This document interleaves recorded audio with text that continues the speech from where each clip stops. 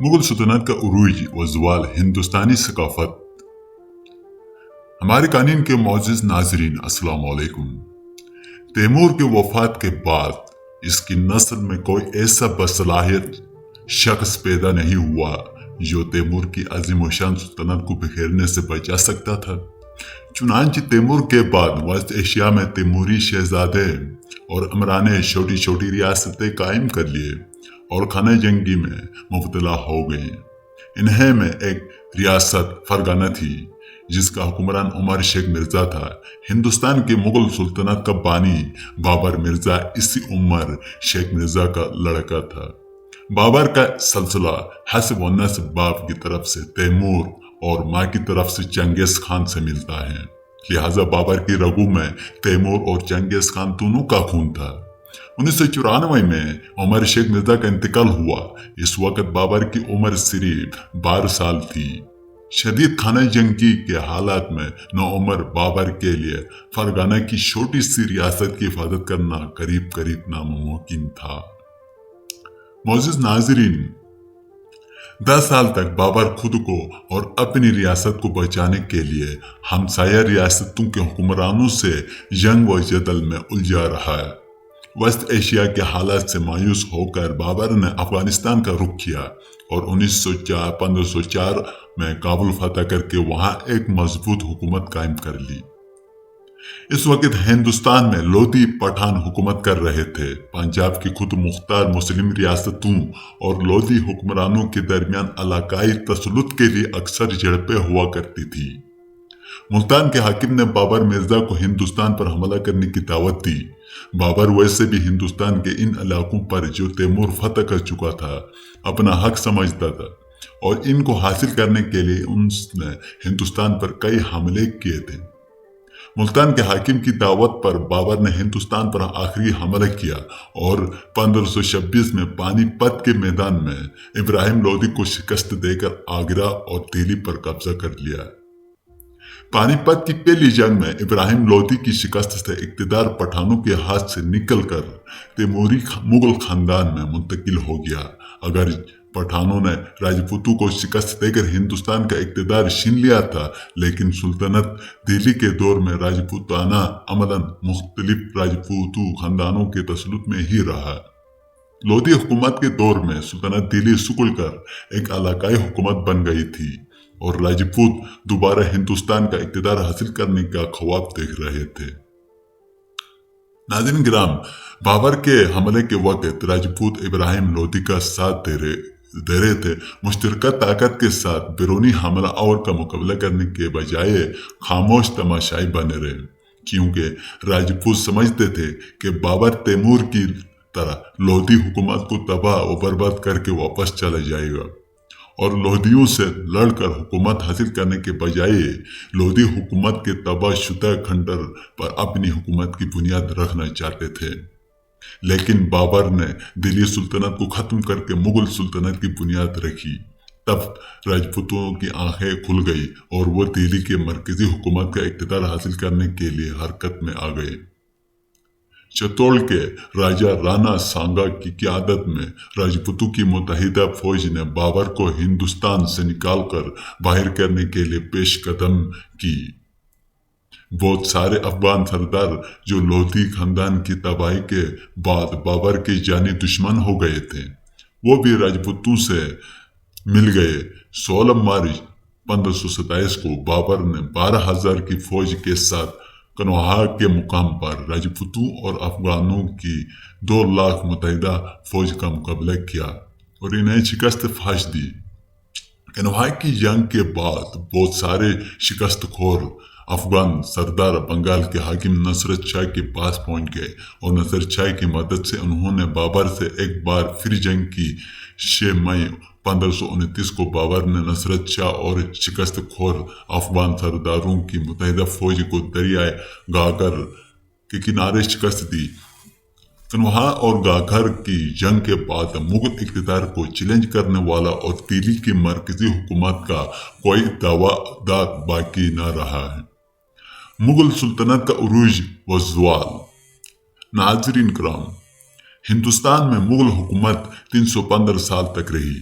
पहली 181 साल बाबर की तख्त नशीनी 1526 से लेकर और औरंगजेब के वफात 1707 तक मुगल सुल्तनत के उरूज का ज़माना था। अगर इन 181 सालों में से 15 साल जब इक़्तिदार शेरशाह सूरी और इसके खानदान में रहा 1540 से 1555 निकाल दिए जाएं तो मुगलिया सुल्तनत के उरूज का ज़माना 166 साल का होता है। इस दौरान नहायत अजीम सलाहियतों के 6 बादशाह मुगलिया सुल्तनत को नसीब हुए थे, जिनमें से नंबर 1 है बाबर, जो कि 1526 से 1530 तक उसका हुकूमत रहा है। दूसरा हुमायूं ने 1530 से 1556 तक रहा है। अकबर 1556 से 1605 तक, जहांगीर 1605 से 1627, शाहजहां 1627 से 1657, औरंगजेब 1657 से 1707 से 1799 यानी 82 साल का दौर मुगलिया सुल्तनत का और ज़वाल है। इस दौर में मुगलों की फौजी कुव्वत आपस की खाना जंगों में तबाह हो गई। अंग्रेजों ने बंगाल और मद्रास की तरफ से हिंदुस्तान की सियासत में दखल अंदाजी शुरू कर दी थी, लेकिन दिल्ली की मरकजी हुकूमत का कोई हकीकी दावेदार भी अभी भी पैदा नहीं हुआ था। 1799 में टिप्पू सुल्तान की शहादत के बाद हिंदुस्तान के सियासी अफक पर सिर्फ मराठा ताकत बाकी रह गई थी, जिससे मुख्तलिफ महाजों पर शिकस्त देकर ईस्ट इंडिया कंपनी ने 1803 तक इक़्तिदार से बेदखल कर दिया और मराठा सरदार एक एक करके कंपनी बहादुर के हल्का बगोश हो गए। मराठा ताकत को कुचलने के बाद ईस्ट इंडिया कंपनी दिल्ली के मरकजी हुकूमत की दावेदार बनकर हिंदुस्तान के सियासी उफक पर नमूदार हुई। चुनांचे 1803 में जनरल ले के सरकर्दगी में ईस्ट इंडिया कंपनी की फौजें अलीगढ़ और आगरा पर कब्जा करने के बाद दिल्ली में दाख हुए तो मुगल शहंशाह शाह आलम बेबसी के आलम में अपनी फटे हुए शामियाने के नीचे अंग्रेजों के इस्तकबाल के लिए खड़ा हुआ था। जनरल लेक ने मुगल शहंशाह को अपनी हिफाजत में लेकर उसका वजीफा मुकर्रर कर दिया और फिर बराज़ीम इक़्तिदार आला ईस्ट इंडिया कंपनी के हाथ में चला गया। 1999 से 1857 की पहली जंग आज़ादी यानी 58 साल तक मुगल इक़्तिदार बराए नाम बाकी रहा। नाज़रीन कराम, इस दौरान ईस्ट इंडिया कंपनी नहायत हिकमत से हिंदुस्तानी अवाम को बावर कराती रही कि खलकत खुदा की, मुल्क शहंशाह और हुकूमत कंपनी बहादुर की। ये नारा अंग्रेजों ने इसलिए ईजाद किया था कि हिंदुस्तानी अवाम क्या हिंदू क्या मुसलमान की वफादारियाँ मुगल सुल्तनत से इस दर्जा मजबूती से वाबस्ता हो चुकी थी कि मुगल हाकिम के अलावा किसी की बादशाहियत का तसव्वुर नहीं कर सकते थे।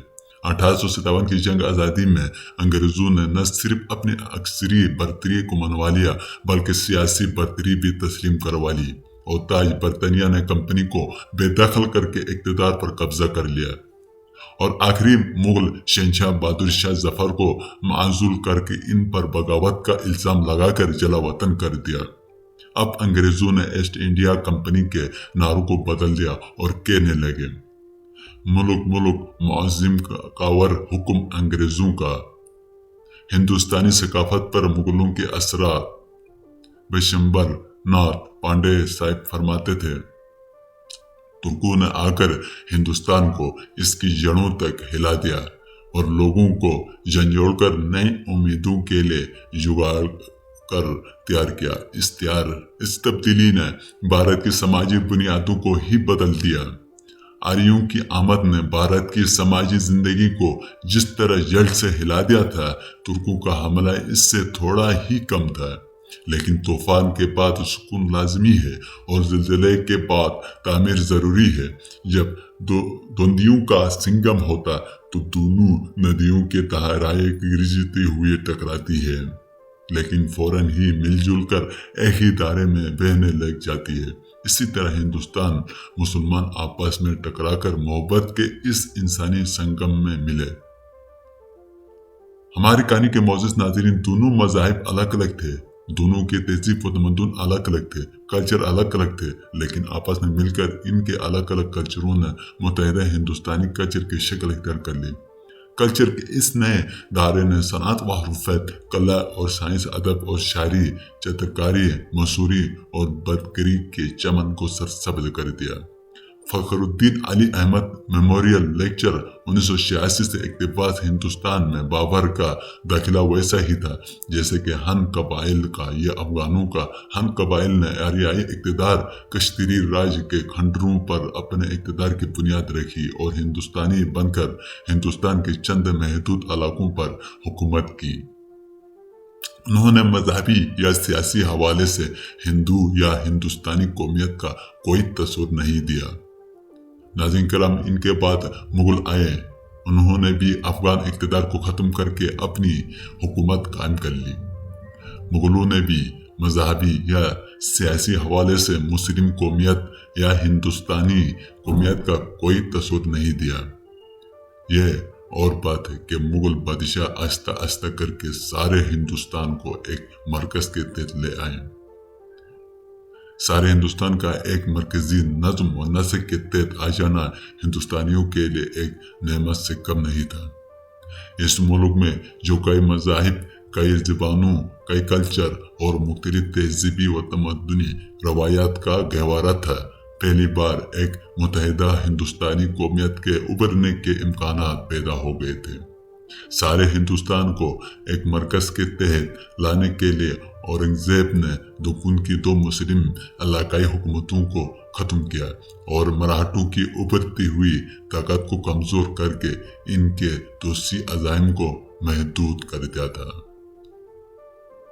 ناظرین کرام، سلاطین دہلی کے دور میں ہندوستان نے جو ترقی کی تھی وہ اس ذہن کی مرہون منت تھی جو باہر سے نئے خیالات اور علم و عمل کے نئے طرز لے کر ہندوستان میں داخل ہوا تھا۔ یہاں کے عوام میں بیداری پیدا کر کے ملک کی برکیتی اور ان کا مددگار بن گیا تھا۔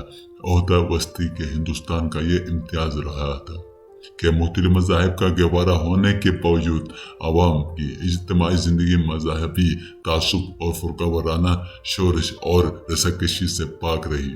مغلوں کے آنے کے بعد صورتحال اور بہتر ہو گئی کیونکہ مغلوں نے ہندوستان کو ایک مضبوط اور منصفانہ مرکزی نظم و نسق دیا اور قریب 3 صدیوں تک سیاسی استحکام برقرار رکھا۔